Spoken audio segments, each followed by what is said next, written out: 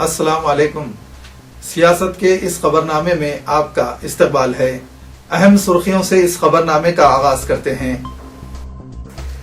تلنگانہ مسئلے پر اعلیٰ اختیاری کمیٹی کا قیام، پارلیمنٹ کے دونوں ایوانوں میں سیما آندھرا ارکان کا احتجاج تیسرے دن بھی جاری۔ تلنگانہ کے فیصلے پر نظر ثانی ممکن نہیں، سونیا گاندھی کی سیما آندھرا قائدین سے کھری۔ کے سی آر کی زندگی کو خطرہ، Z+ سیکورٹی فراہم کرنے TRS کا مطالبہ۔ نریندر مودی کے دورے کے خلاف آندھرا پردیش ہائی کورٹ میں درخواست۔ پیش ہے خبروں کی تفصیل۔ کانگریس پارٹی نے سرکاری طور پر 4 رکنی اعلیٰ اختیاری کمیٹی کی تشکیل کا اعلان کر دیا ہے تاکہ آندھرا پردیش کے تینوں علاقوں کے عوام کے درمیان ہم آہنگی پیدا کی جا سکے۔ مرکزی وزیر A.K. انٹونی اس کمیٹی کی قیادت کریں گے، جس کے ارکان میں انچارج آندھرا پردیش کانگریس امور دگ وجے سنگھ، صدر کانگریس سونیا گاندھی کے سیاسی مشیر احمد پٹیل اور ویرپا مولی شامل ہیں۔ سیما آندھرا میں تلنگانہ کی مخالفت میں زبردست احتجاج کو دیکھتے ہوئے کانگریس ہائی کمان نے یہ اعلیٰ اختیاری کمیٹی قائم کی ہے۔ سیما آندھرا سے تعلق رکھنے والے عوامی نمائندوں اور مختلف تنظیموں کی سماعت کرتے ہوئے یہ کمیٹی اپنی سفارشات پیش کرے گی۔ اسی دوران پارلیمنٹ میں آج تیسرے دن بھی کانگریس اور تلگو دیشم کے سیما آندھرا ارکان نے تلنگانہ کے فیصلے کے خلاف احتجاج کرتے ہوئے کارروائی میں خلل پیدا کرنے کی کوشش کی۔ پارلیمنٹ کے دونوں ایوانوں میں احتجاج کیا گیا۔ کانگریس ارکان نے اسپیکر کے پوڈیم کے قریب پہنچ کر نعرے بازی کی۔ تلگو دیشم کے ارکان نے سیما آندھرا کے مفادات کے تحفظ کے لیے نعرے لگائے۔ سیما آندھرا ارکان نے پارلیمنٹ سیشن کے دوران اپنا احتجاج جاری رکھنے کا اعلان کیا ہے۔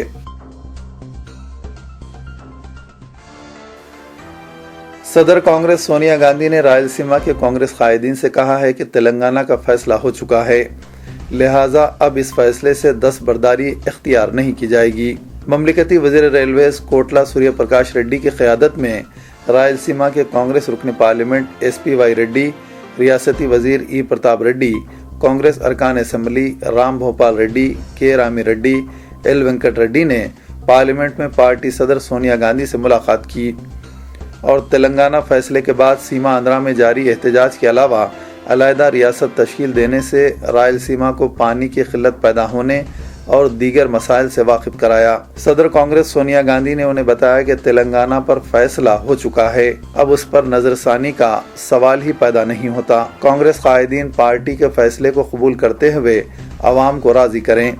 اسی دوران سیما آندھرا کے قائدین نے سونیا گاندھی سے کہا کہ اگر علیحدہ تلنگانہ ریاست کی تشکیل یقینی ہے تو ساحلی آندھرا، نیلور اور پرکاشم کو رائلسیما میں ضم کرتے ہوئے گریٹر رائلسیما اسٹیٹ تشکیل دیں، اور اگر یہ بھی ناممکن ہو تو کرنول کو تلنگانہ میں ضم کر دیا جائے۔ تاہم سونیا گاندھی نے رائلسیما کے قائدین کو مشورہ دیا کہ وہ A.K. انٹونی کی زیر قیادت تشکیل دی گئی کمیٹی سے رجوع ہوں اور ان کے علاقے کے جو بھی مسائل ہوں اس پر اپنے مطالبات کمیٹی سے رجوع کریں۔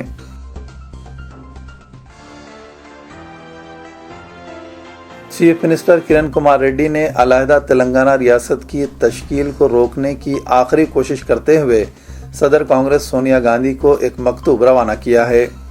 تشکیل تلنگانہ کے فیصلے کے بعد گزشتہ 7 دنوں سے علاقے سیما آندھرا میں جاری مسلسل احتجاج کے علاوہ سرکاری دفاتر، تعلیمی اداروں، بازار اور ٹرانسپورٹ کی سرگرمیاں ٹھپ ہو چکی ہیں، جس کے پیش نظر چیف منسٹر نے صدر کانگریس سونیا گاندھی کو تفصیلی مکتوب روانہ کیا ہے، جس میں انہوں نے تلنگانہ کے فیصلے پر دوبارہ غور کرنے کی التجا کی ہے۔ علیحدہ تلنگانہ کی تشکیل کے بعد سے چیف منسٹر سیکریٹریٹ میں آنے سے گریز کر رہے ہیں۔ چیف منسٹر نے اسپیشل کوریئر کے ذریعے دہلی کو اپنا مکتوب روانہ کیا، جو شخصی طور پر پارلیمنٹ ہاؤس میں صدر کانگریس سونیا گاندھی کے حوالے کیا جائے گا۔ ذرائع نے مکتوب کے حوالے سے بتایا کہ چیف منسٹر نہیں چاہتے کہ انہیں ریاست کی تقسیم کے لیے مورد الزام ٹھہرایا جائے۔ ریاست کو متحد رکھنے کی درخواست کرتے ہوئے چیف منسٹر نے کہا کہ وزیر دفاع A.K. انٹونی کی زیر قیادت کمیٹی کی جانب سے سیما آندھرا علاقوں کے عوام کی تشویش اور شکایات کی یکسوئی سے قبل تلنگانہ ریاست کی تشکیل کا عمل شروع نہ کیا جائے۔ ایک شخصی نوٹ میں کرن کمار ریڈی نے چیف منسٹر بنانے پر سونیا گاندھی سے اظہار تشکر کیا۔ ساتھ ہی انہوں نے یہ بھی کہا کہ تاریخی بڑی غلطی کے لیے انہیں فریق نہ بنایا جائے۔ تلنگانہ پر قطعی فیصلے کے لیے کانگریس ورکنگ کمیٹی اجلاس سے قبل چیف منسٹر نے مستعفی ہونے کا ارادہ ظاہر کیا تھا، لیکن کانگریس اعلیٰ کمان نے انہیں ایسا کرنے سے روک دیا تھا۔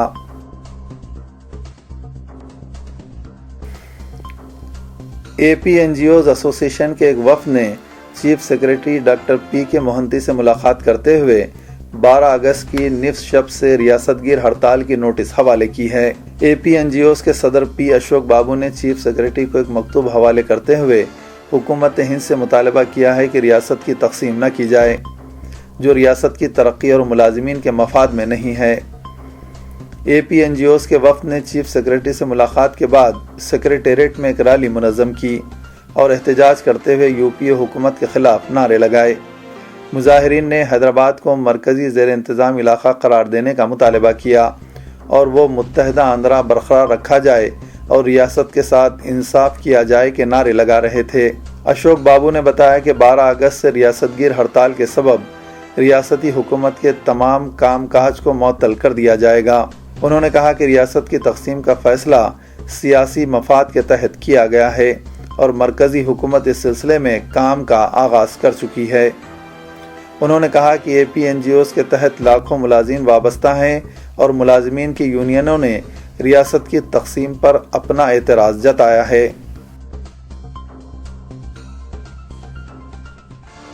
تلنگانہ راشٹر سمیتی نے ریاست کے سیاسی حلقوں میں یہ کہہ کر سنسنی دوڑا دی کہ پارٹی سربراہ چندر شیکھر راؤ کی زندگی خطرے میں ہے اور بعض طاقتیں انہیں ہلاک کرنے کی سازش کر رہی ہیں۔ پارٹی کے فلور لیڈر ای راجندر اور deputy floor leader Harish Rao نے پریس کانفرنس سے خطاب کرتے ہوئے یہ سنسنی خیز انکشاف کیا۔ ان قائدین نے حکومت سے مطالبہ کیا کہ وہ چندر شیکھر راؤ کی سیکیورٹی میں اضافہ کرتے ہوئے انہیں Z+ سیکیورٹی فراہم کریں۔ انہوں نے دھمکی دی کہ اگر چندر شیکھر راؤ کو کچھ نقصان ہوگا تو ریاست اتھل پتھل ہو جائے گی۔ انہوں نے الزام عائد کیا کہ KCR کو ہلاک کرنے کے لیے بعض طاقتیں سازش کر رہی ہیں، جس کی مصدقہ اطلاع ان کے پاس موجود ہے۔ 3 دن قبل ہی انٹیلیجنس کی IG سے ملاقات کرتے ہوئے پارٹی قائدین نے تفصیلات سے واقف کرایا ہے۔ انہوں نے کہا کہ اس سلسلے میں سازش کی تفصیلات سے حکومت کو آگاہ کرنے کے باوجود کوئی کارروائی نہیں کی گئی۔ چندر شیکھر راؤ کو ہلاک کرنے کی سازش کی سخت الفاظ میں مذمت کرتے ہوئے ان قائدین نے کہا کہ اس سلسلے میں کس نے سپاری کی پیشکش کی اور کون اسے قبول کرنے کے لیے آیا ہے، اس کی تفصیلات ان کے پاس موجود ہیں۔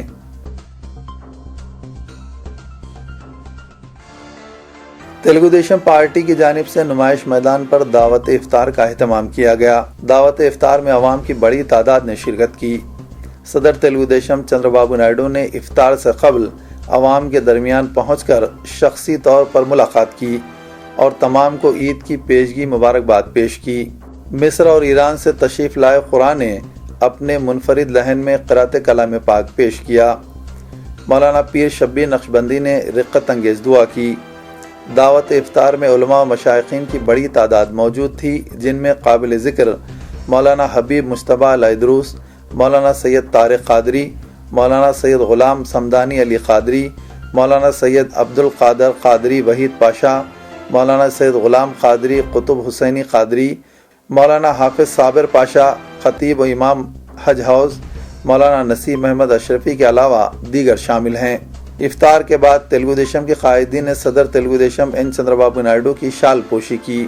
اس موقع پر چندر بابو نائیڈو کو قرآن مجید کا نسخہ پیش کیا گیا۔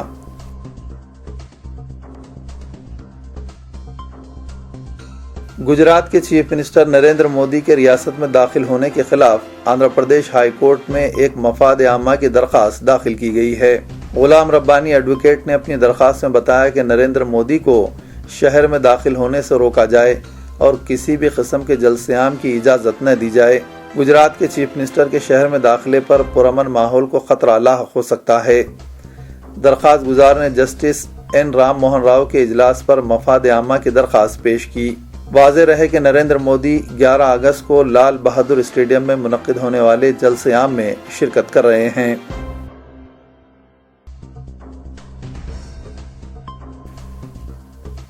اسکول کی نصابی کتابوں میں بھگوت گیتا کے واقعات کو شامل کرنے हुकूमत मध्य प्रदेश के फैसले के खिलाफ पैदा हुए तनाज़े के दौरान चीफ मिनिस्टर मध्य प्रदेश शिवराज सिंह चौहान ने कहा कि उनकी हुकूमत ने इस सिलसिले में जारी करदा एलामिये से दस्तबरदारी इख्तियार कर ली है। चौहान ने अखबारी नुमाइंदों से बातचीत करते हुए कहा कि महकमे तालीम की जानिब से स्कूली निसाबी किताबों में भगवद गीता के असबाक को शामिल करने के लिए जो एलामिया जारी किया गया है उस पर एक तनाज़ा पैदा हो गया जो कि दुरुस्त नहीं है। जिस एलामिये की इजराई के नतीजे में तनाज़ा पैदा हुआ, रियासती हुकूमत ने उससे दस्तबरदारी इख्तियार कर ली है। हुकूमत मध्य प्रदेश की जानिब से उर्दू स्कूल्स के भी निसाबी कुतुब में भगवद गीता को शामिल करने के फैसले के नतीजे में कांग्रेस और मुस्लिम तंजीमों की जानिब से तनकीद की गई थी।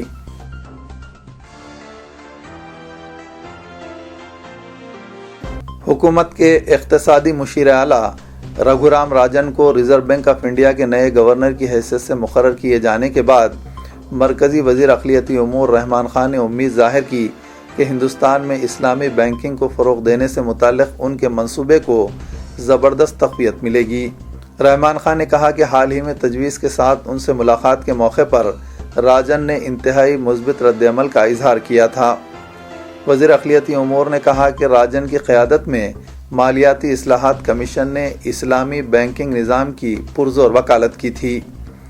मुझे यकीन है कि रिज़र्व बैंक के गवर्नर की हैसियत से वो इस मंसूबे को ज़बरदस्त तक़वियत पहुँचाएंगे। रहमान खान ने यह भी इशारा दिया कि वज़ारत फ़ाइनेंस और रिज़र्व बैंक ऑफ इंडिया में मजहबी नुक्ते नज़र का हामिल होने के सबब इस्लामी बैंकिंग निज़ाम के नज़रिए के बारे में ख़दशात पाए जाते हैं। रहमान खान ने कहा कि वो समझते हैं कि महज मजहबी वजूहात की बिना पर ऐसा किया जा रहा है। चिट फंड कंपनियों और दीगर मालियाती तिजारती कंपनियों वगैरह के लिए बड़े पैमाने पर रकूमात वसूल की जाती हैं और कुछ अरसे बाद रकम जमा करने वाले गायब हो जाते हैं, लेकिन आप एक ऐसा मालियाती निज़ाम नहीं चाहते जो शरई बुनियादों पर मबनी है। उन्होंने कहा कि दुनिया भर में इस्लामी बैंकिंग निज़ाम पर अमलावरी जारी है और इससे न सिर्फ मुसलमानों को अपने लिए न सिर्फ अपनी रकूमात जमा करने की सहूलत हासिल होगी बल्कि मुल्क की तरक्की के लिए भी इन रकूमात से इस्तेफादा किया जा सकता है। खबरनामे के इख्तिताम की हमें दीजिए इजाज़त। खुदा हाफिज़।